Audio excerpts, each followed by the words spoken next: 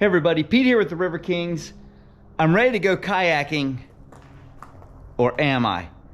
When you're doing these boats on top of the cars, especially with these long sea kayaks or bigger boats that catch more wind and have a wider, longer span off the racks that you're using, you really need bow lines and stern lines to be sure that wind shear and braking and sharp turns don't start a cascade of events that leaves you with a negative experience. Probably nothing's gonna happen, but if it did, oh, it would be just a horrible story and could be potentially deadly to someone coming in oncoming traffic.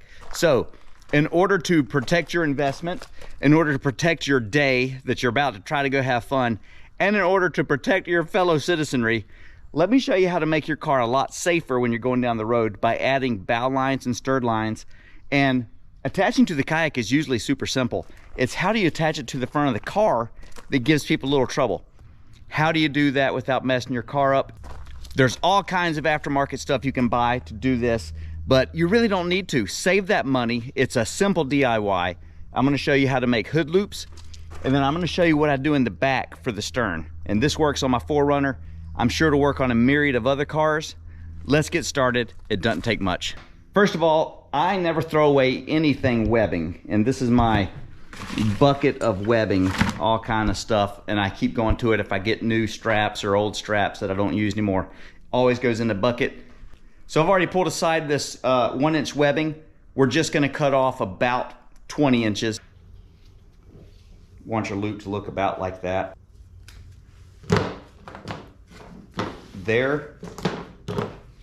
There's your webbing loop. That's what it's gonna look like. Let's burn those ends, melt them so it doesn't fray.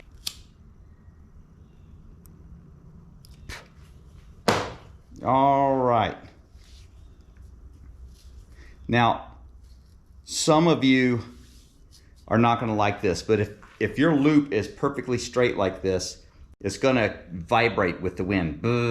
It's gonna hum all the way down the road, which is gonna lead to early wear and tear. You can either put a half twist in it like that, which I know if you're OCD like Alan Dell, that's gonna hurt your feelings. And this will take out all the hum down the road. Or you can put it square, and when you go to hook up, just initiate a half twist like that. Either way is fine. I'm kind of the mind, I like to have it nice and pretty, and then put the twist in it when I go to use it. So the next step is to melt a hole in this, and I've got a contraption over here. Let me show you what I do. So this is my super secret squirrel webbing hole maker. It's just an old carriage bolt, and I've always got some old hardware laying around. This is all you need to heat up. So I put this in my vise, and then heat it with a torch. You don't really need it to glow, it just needs to be pretty hot. That's starting to look pretty good. All right. So don't touch this with your fingers, obviously, but place that right where you want it and just push down. Steady pressure, and then it should poke right through. Boom. Perfect melted hole in your straps. And I do this when I need to upgrade, you know, hardware on my boats, things like that. Just makes a nice hole and kind of fuses the two things together.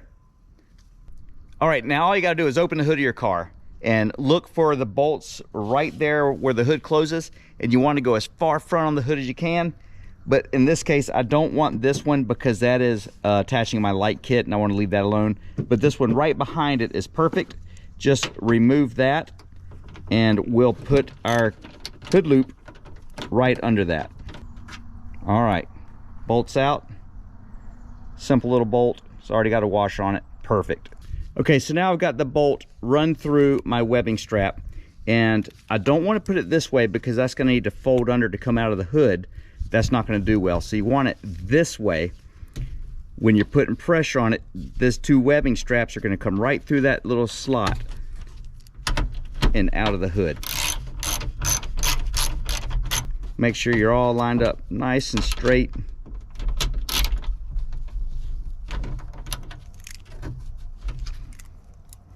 you can be as perfect as you want to be. There you go. All right, that's the final product when not in use. You just tuck your strap right down in there and the hood closes. No muss, no fuss.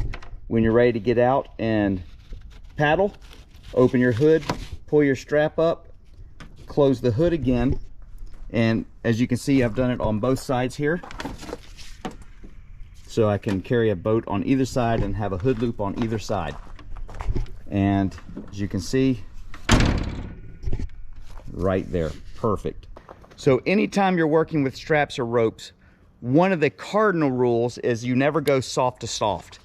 You would never want any kind of strap to strap connection, because over time they can saw each other in half. So you always want to go soft to hard. When you have to join two things together, throw a carabiner on it as such, and then make your connection that way. So I'm going to use these dual can jams by Night Eyes. Some people like a rope ratchet. Some people just like rope. I really like these, and let me show you how they work. So they come with a sewn-in loop on one end. So I put a carabiner on that side, and it allows me to reach up and attach to the kayak. And you don't want to grab bungee or anything that moves around. You want to grab something static. Every kayak's different. Just look around on yours. For me, it's going to be this red perimeter deck line. And I'll get that right up here. And there I go.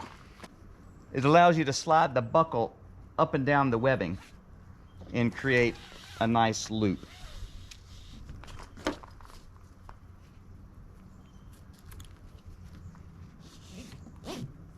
Now, I've got all this extra webbing I don't want flapping around when I'm driving down the road. And I'm going to cut mine because I'm only going to be using this to transport the boats. It's going to be my kit. I'm not going to use it for anything else. So therefore, I'm just going to cut it, but I'm going to leave myself enough slack to accommodate different sized boats. So this is a 17-footer, and I think a 12-foot boat would be about as long as a boat as I would need to put a bow line on.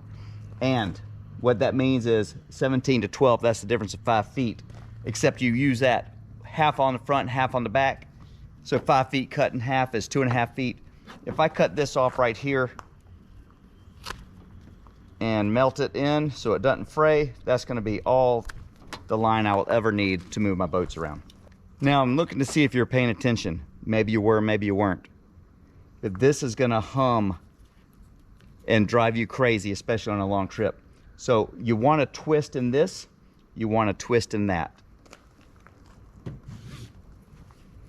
Simply initiate a little twist. And on this one, we'll just twist it one time like that. All right, so I got my twist in there. That's going to be hum proof. You're going to like it, trust me. With this tail, I just like to daisy chain mine a little bit. You just keep running just like that, over and over. Tighten it up a little bit, run it again. Just keep feeding it back through until you use up all your webbing. Okay, so for the back of mine, I use again the same Night Eyes cam strap, and I've just got a carabiner around my rope to the strap, and at the bottom I use that loop that's sewn into the strap to just go right around where I would put my chains if I was towing. So super simple, just girth hitch it right up to the top. I like to tie this overhand knot so nothing flops around when I'm driving. I do the same up there with my extra straps. And then you're set. You're off down the road safely. Let's see how it works. All right, so I'm going down the road and it's working perfectly. No wind noise, no buzz, no hum. Always remember, put those little twists in there. And now you can get where you're going with a little more peace of mind that you're doing it right.